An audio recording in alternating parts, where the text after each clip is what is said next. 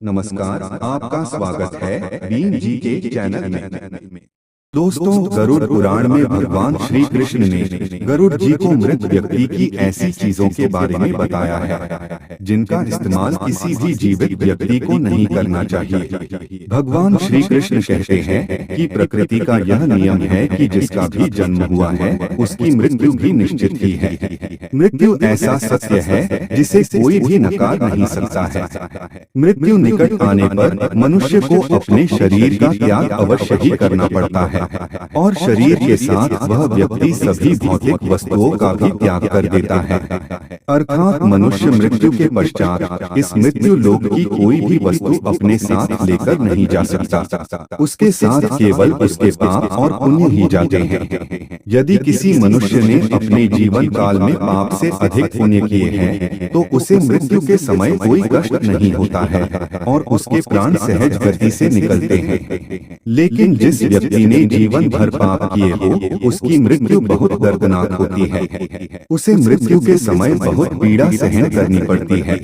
यमराज के दूत उस पर बिल्कुल भी दया नहीं दिखाते हैं और उसे अपने पाश में बांधकर खींचते हुए यमलोक ले जाते हैं।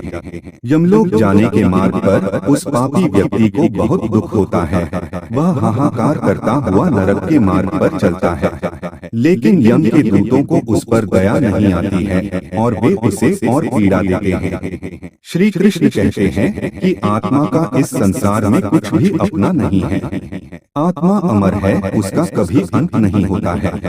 वह अपने कर्मों के अनुसार बार बार जन्म लेती है। मनुष्य का शरीर भी उसका अपना नहीं है, वह भी उसे कुछ ही समय के लिए ईश्वर द्वारा प्राप्त हुआ है जो एक दिन पंच तत्वों में विलीन हो जाएगा।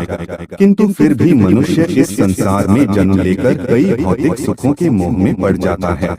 मृत्यु के बाद भी उसका उन वस्तुओं के प्रति मोह नहीं छूटता है। श्री कृष्ण कहते हैं कि जब तक मनुष्य सांसारिक वस्तुओं का मोह त्याग करके संपूर्ण रूप से ईश्वर को अपना नहीं लेता, तब तक वह अलग अलग योनियों में जन्म लेकर पृथ्वी लोक पर ही भटकता रहता है। कभी कभी यह मोह इतना अधिक होता है कि वह मृत्यु के बाद भी इसी पृथ्वी लोक पर भ्रमण करता है, अर्थात वह प्रेत योनि धारण करता है। श्री कृष्ण कहते हैं कि यदि किसी मनुष्य की अकाल मृत्यु हो जाती है तो वह भी प्रेत योनि में चला जाता है और प्रेत योनि में वह अपने ही परिवार के लोगों को दुख देने लगता है।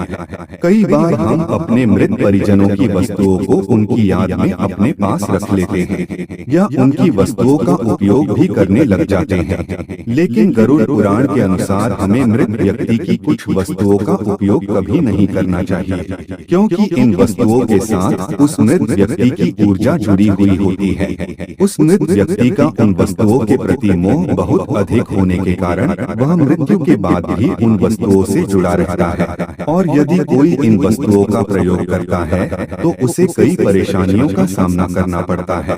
वह मृतात्मा उसे कई प्रकार से कष्ट देने लगती है। इसीलिए किसी भी मनुष्य को मरे हुए व्यक्ति की चीजों का इस्तेमाल कभी नहीं करना चाहिए। चाहे तो आप उन वस्तुओं को संभाल कर अपने घर में रख सकते हैं अथवा उन चीजों को नदी के जल में प्रवाहित कर सकते हैं, लेकिन भूल से भी उसकी वस्तुओं का इस्तेमाल नहीं करना चाहिए। उस मृत आत्मा की शांति के लिए आप उस व्यक्ति की प्रिय वस्तुओं का दान करते हैं तो यह बहुत ही शुभ होता है। गरुड़ पुराण में मृत व्यक्ति की ऐसी 3 चीजें बताई गई है जिनका कभी भी इस्तेमाल नहीं करना चाहिए, अन्यथा मृत व्यक्ति की आत्मा पृथ्वी लोक पर ही भटकती रहेगी और उसे कभी मोक्ष की प्राप्ति नहीं होगी अथवा उसे दूसरा शरीर भी कभी प्राप्त नहीं होगा। ऐसी आत्मा आपको भी अनेक प्रकार के कष्ट देती है। श्री कृष्ण कहते हैं जब किसी की मृत्यु के बाद उस व्यक्ति को अगर प्रेत योनि मिलती है तो वह अपने ही परिवार को दुख देता है, इसीलिए उसकी वस्तुओं का उपयोग कभी नहीं करना चाहिए। तो चलिए जान लेते हैं उन 3 वस्तुओं के बारे में जो मृत व्यक्ति की कभी भी इस्तेमाल नहीं करनी चाहिए। सबसे पहले जानते हैं घर में मृत व्यक्ति की तस्वीर कहाँ पर लगानी चाहिए। शास्त्रों के अनुसार प्रत्येक मनुष्य मनुष्य को अपने घर में पूर्वजों की तस्वीरें अथवा चित्र अवश्य लगाने चाहिए। इसे बहुत ही शुभ माना गया है। अपने मृत परिजन का चित्र बनाते समय इस बात का ध्यान रखें कि उनका चित्र अथवा तस्वीर दुखी अथवा क्रोधी अवस्था में ना हो। आपके पूर्वज चित्र में प्रसन्न दिखाई देने चाहिए।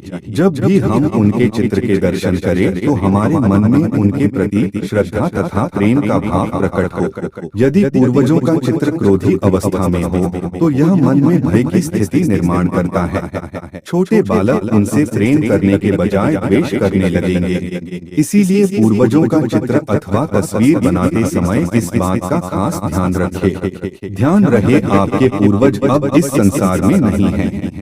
वे ना ही भगवान है और ना ही मनुष्य है। आपको उनका सम्मान करना चाहिए, किंतु उनके सामने अपना दुख और क्रोध जैसी भावनाओं को प्रकट न करें, अन्यथा आपके पितृदेव दुखी हो जाएंगे। पितृपक्ष के दिनों के अलावा अन्य दिनों में उनका आवाहन अथवा उनकी पूजा नहीं करनी चाहिए। पितृपक्ष के दिनों के अलावा अन्य दिनों में जो आत्माएं घर में प्रवेश करती हैं, वे प्रेत आत्माएं होती हैं। इससे घर में भयंकर दुख का वातावरण निर्माण होता है। वास्तु शास्त्र के अनुसार पितरों की अथवा पूर्वजों की तस्वीरों को भूल से भी पूजा घर में नहीं रखना चाहिए। इससे भगवान का अपमान होता है। इससे आपके सभी पितृगण अत्यंत दुखी और क्रोधित हो जाते हैं। यदि आपके किसी परिजन की अकाल मृत्यु हुई है तो वे प्रेत योनि में चले जाते हैं और पृथ्वी लोक पर ही भटकते हैं। जब तक उनकी आत्मा की शांति के लिए नारायण बलि की पूजा नहीं की जाती, तब तक वे प्रेत आत्मा बनकर अपने ही परिवार के लोगों को परेशान करते हैं। ऐसे में आपको उनकी तस्वीरें घर में नहीं लगानी चाहिए और पितृपक्ष में उनका श्राद्ध भी नहीं करना चाहिए। पितरों की तस्वीरें सदैव ही उत्तर दिशा की दीवार पर लगानी चाहिए ताकि उनका मुख दक्षिण दिशा की तरफ होना चाहिए। इसके अलावा अन्य किसी भी दिशा में पितरों की तस्वीरें लगाना अशुभ माना गया है। खासकर ईशान कोण में पितरों की तस्वीरें भूल से भी नहीं लगानी चाहिए। पितृपक्ष में भी पितरों के लिए किए जाने वाले सभी कार्य दक्षिण दिशा की तरफ मुख करके करने चाहिए। ध्यान रहे, मृत व्यक्ति के साथ कभी भी जीवित व्यक्ति की तस्वीरें नहीं लगानी चाहिए। साथ ही शयन कक्ष में और रसोई घर में पितरों की तस्वीरें न लगाएं। आइए अब जानते हैं मृत व्यक्ति की कौन सी चीजों का उपयोग नहीं करना चाहिए। सबसे पहली चीज है मृत व्यक्ति के कपड़े।